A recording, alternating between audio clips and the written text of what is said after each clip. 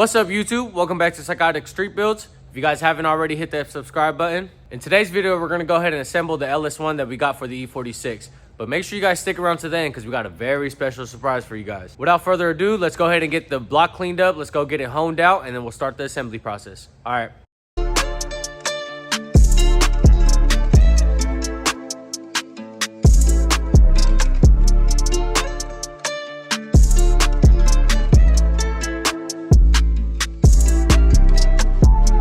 Alright guys, so this is an LS1 that we got for the E46 drift car. It is a 98 block. It's probably not the most desired, but we got it for a really good price. We're gonna go ahead and do basically a rebuild on it. The main bearings were kind of damaged on it, so we went ahead and got everything checked. And the clearances for the new bearings are all set and everything. So we went and got it cleaned. The cylinders all honed. Other than that, guys, we're gonna start off by throwing the crank in and get the mains torqued down, and then we're gonna get the piston rings gapped, and then throw them on the pistons again and get the bottom end assembled. All right, guys. All right, so this is the crank. We got it all cleaned up. It looks pretty nice now. These are the rods and pistons. They are the factory rods and pistons. The bearings look basically brand new almost. So we got the piston tops cleaned up. I'm gonna go through and clean them up a little more once we pull the rings out to gap them. These are the new bearings. And basically, this is a 98, so as you guys can see, the valve covers are different, but we could swap those over later. We kind of just want to get it up and running, make sure the motor is fine. And we have all the rest of the parts soaking and getting clean. These are the heads. It does seem like these have springs and retainers in it already. They're 806 heads. The only LS1s with the perimeter bolts. Cam, unfortunately, was damaged. So for now, we're going to be running a truck LM7 cam or LQ4 cam. And just to test out the motor, make sure everything goes good. It's not going to take too long to swap out cams in this. Other than that, let's, I think, get into it. We are using, I'll show you guys the old bearings in a little bit, but we are using Clevites MS2199As. They're standard bearings. And we'll go ahead and show you guys the old bearings later.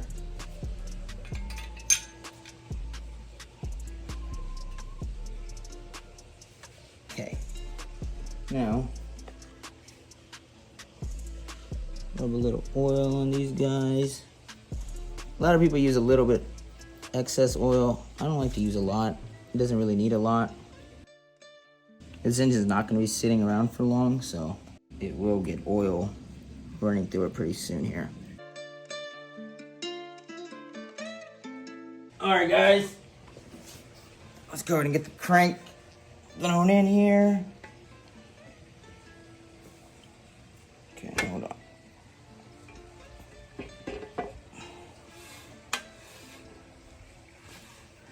Okay, we already did mic everything and plastic gauge everything, so the bearing clearance is right around 0.0018, correction.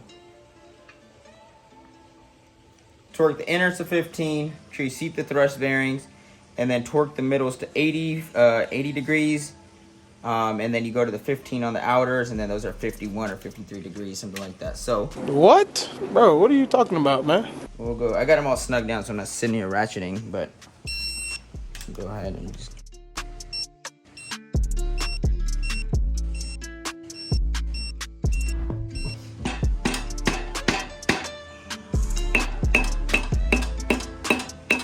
All right, we're gonna go ahead and do 80 degrees.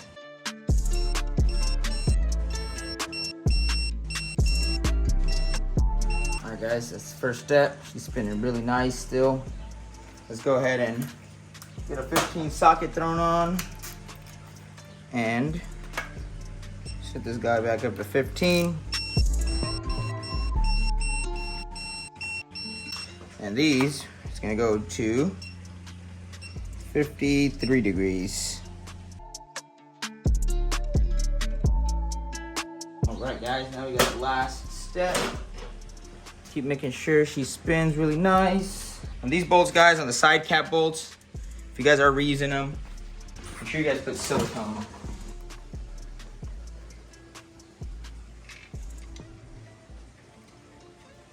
Don't cake it with silicone. All right, guys, so the side main bolts, go to 18 foot-pounds. So let's go ahead and get this guy set here.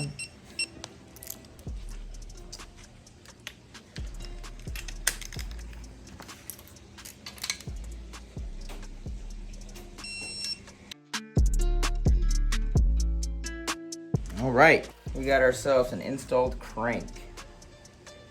All right, guys, so we're gonna pull the rings out.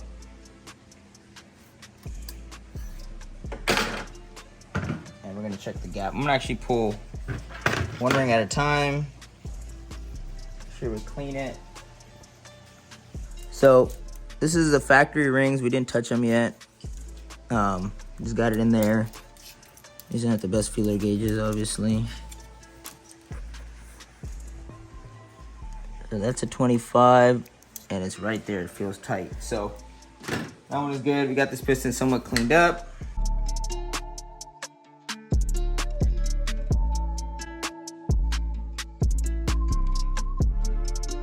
So the dots always go toward the front.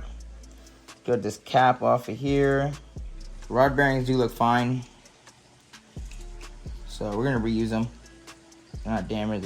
They can't feel any of these. Same thing with these, you can't feel any of that. Probably could use motor oil, but we're just gonna use assembly lube to give her a nice coating of oil on there.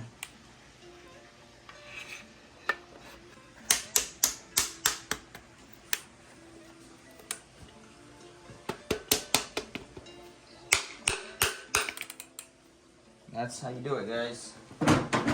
So we'll go down, turn this over. Get some assembly lube on this main, on this rod journal. See, you guys always make sure these are cracked rods, Gen 3 rods, so you always want to make sure they go the right way, or else you'll lock up the crank. Oh, look at this guy. Huh? Must be nice, huh, bud? So it's supposed to be 50, since we have the first design bolts, the bolts with the spirals on them, those are first design. Let me pop a picture of Summit for you guys right here. So that's how they look. So we have the first design with spirals on there, and then the second one has like a recessed area or a raised area. And we're gonna go to 60 degrees, 15 and 60. Let's go to spin it back over.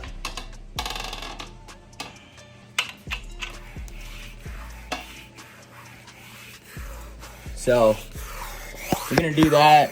Go ahead and clean all the pistons, and once we're basically ready, I'll clean the surface. I cleaned these a little bit, but it looks like they oxidated when we were cleaning and sitting down. So we're gonna gap all the rings for the rest of the 7 cylinders. We're gonna measure the rings first. Then if we need little looser gaps, we can gap them, and we'll go ahead and get them thrown in, and we'll go ahead and update you guys once it's all thrown in. All right, guys, so we got all the rods in, all the pistons in, all the rod bolts are torqued down to specs.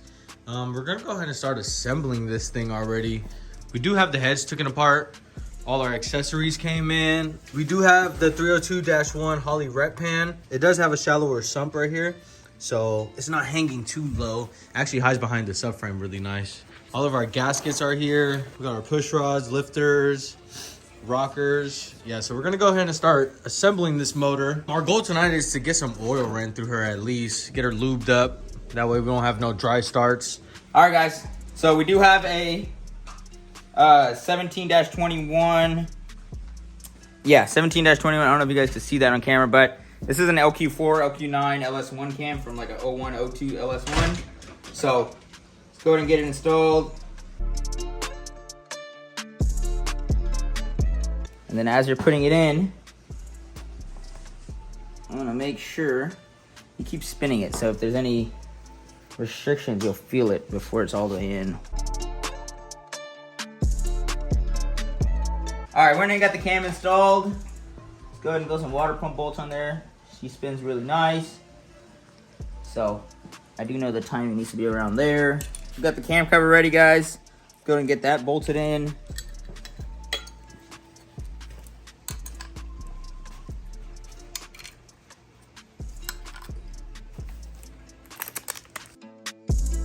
All right, guys, so that's good. Let's go ahead and line up the timing marks. Alrighty, so next is the oil pump. So we did go with a Millings Performance 10295 pump. A lot of people have different ways of installing these. I've typically, everyone says you gotta shim them and do whatever, whatnot. I'll show you guys how we do it.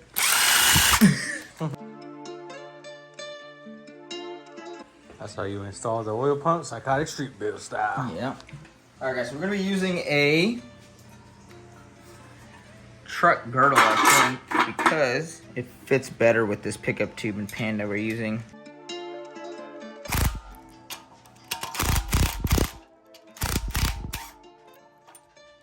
There it goes.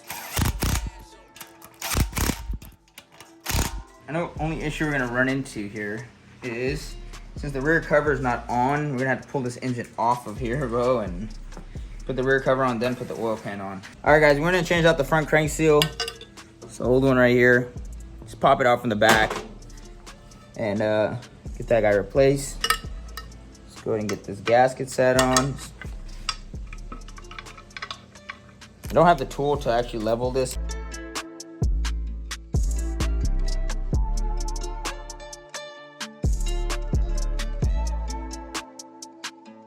See, now it only goes a little bit side to side. So what I usually do is just level it with the block and I'm gonna send it.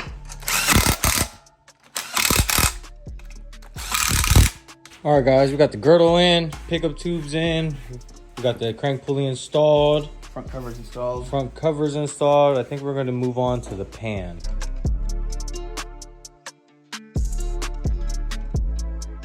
All right, guys, we went ahead and got the lower end basically assembled. We'll go ahead and throw the lifters in, clean the head surfaces, throw the lifter trays in, lifters, and throw the studs in and get the heads bolted in, I think, bolted on. All right, guys, so just a little tip when assembling an engine. Typically, you don't want to spin it over too much, but after you install the part, you know, want to make sure and spin it a little bit. Make sure nothing's binding up or anything. So since we got the timing chain and everything installed, the oil pan, the girdle and everything, we'll go ahead and give her a little turns, a couple turns, and put her back up the top to the center, and I'll go ahead and clean up the surface a little more. We already did get the valley cover, new gasket installed and stuff earlier.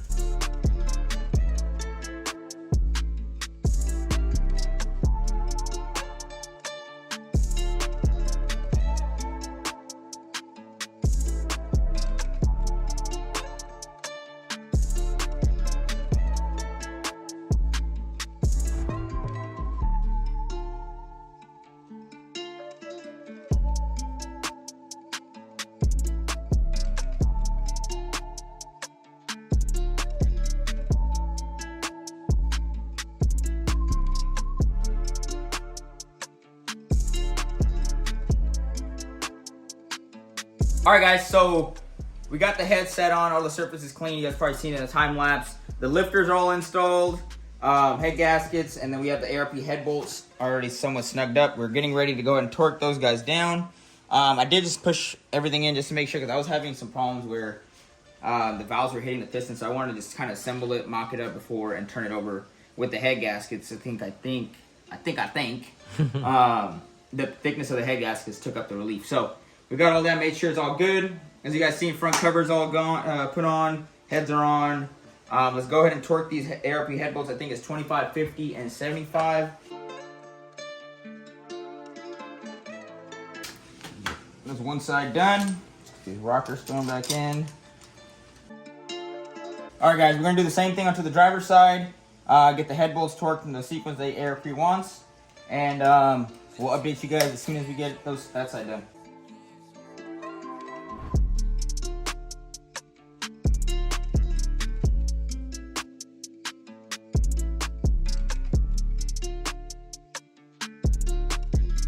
All right, guys, so as you guys can see here, motor is pretty much assembled other than intake and exhaust and a serpentine belt, but let's go and talk about the accessories. So this is all technically factory F-body style components, but it's just ICT makes really nice brackets, so that's what we went with. It's a F-body power steering pump, it's their bracket, F-body alternator, F-body Camaro. When I mean F-body, guys, it's 98 to, or 97 all the way to 02. So that's all the crank pulley, accessory kit, water pumps, and any LS1 car water pump.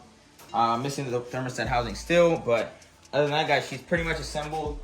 We do have the rear cover to throw on still with the rear main seal. So we'll do that when the engine's off the stand, and I don't have a starter right now, so we'll get a starter and then throw that on and get some oil running through this thing.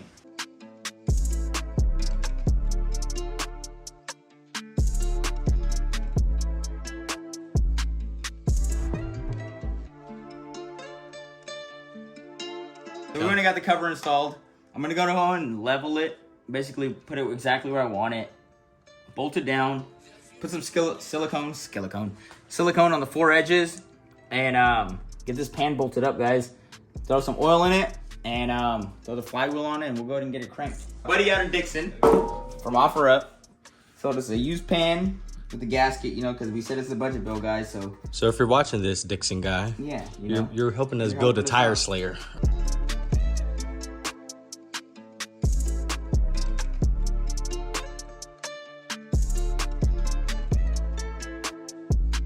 All right, guys, as you guys seen, we're being pretty sketch.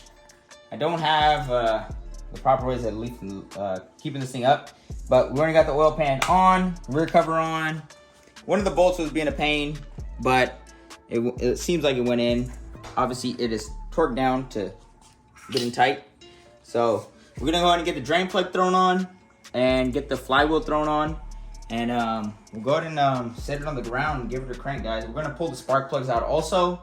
A lot of people, they actually pull the proper way, guys, is to pull the plug right by the oil pump, feed it oil, and that way it builds up oil pressure properly. You know us, we're gonna go the rat way. No. We're gonna do it the psychotic street build way, Yeah, guys. go ahead and just put oil in it and give it a crank and see what she does.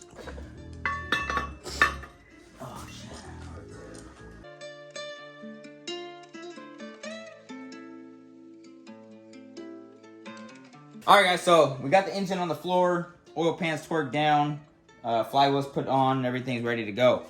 The reason we're doing this engine actually had a well, I wouldn't say spun. It had a lifter failure that caused the thrust bearing, which is main bearing number 3, to go bad.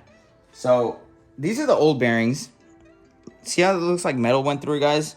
So I'm gonna go ahead and keep pulling some bearings out, guys, and let me show you guys the thrust bearing here. By the way, if I didn't mention earlier, we did go with Clevite 2199As. They're factory replacement bearings because, you know, we're on a budget special here. But yeah, guys, look, no copper. Only thing looks like on the last run, look, you guys see on that one, there's a little bit of material went through there. Everything looks pretty nice and dandy on this side. Look at this side, guys. Pretty chewed up. So what happened was the lifter, well, I'll probably show you guys a lifter in another video because it's at the shop, but the lifter had went and lost the needle bearings, and the needle bearings actually fell down and got stuck between the crank and the thrust washers, or the thrust bearings, thrust washers. And go ahead and roast me in the comments, guys. Well, basically, that caused this engine to lose oil pressure. I want to make sure we went in through new bearings in it. Obviously, you guys seen the part numbers. I measured the bearing clearance. There were 0.0018 almost across the whole crank. I did get the crank refinished where the thrust bearings are, and I want to make sure it has oil pressure before we throw it in. Obviously, we're going to throw it in and we're going to run it whether it has oil pressure or not, because I'm going to send it because it's Psychotic Street Build's way. But you know, for you guys' sake, we want to run it. We want to make sure it at least cranks, doesn't lock up or anything on the first crank. So we'll go ahead and throw some oil in it. I already removed the spark plugs. Starter's hooked up. We're going to go ahead and remove the serpentine belt. And we're going to go ahead and get it cranked over, guys. And let's see if this baby makes some, I think about 100, 200 RPMs. I want to pull the intake off because I just realized when I pull the fuel rods off, I can actually see my napkins that I put in there. Look at that, guys. I'm going to pull this intake off.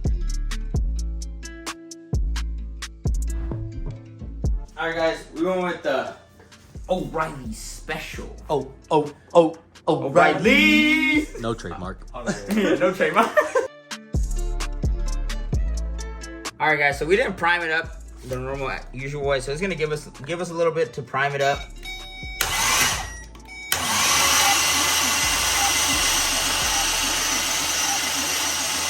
There we go. fill the exhaust. I mean, the spark plug.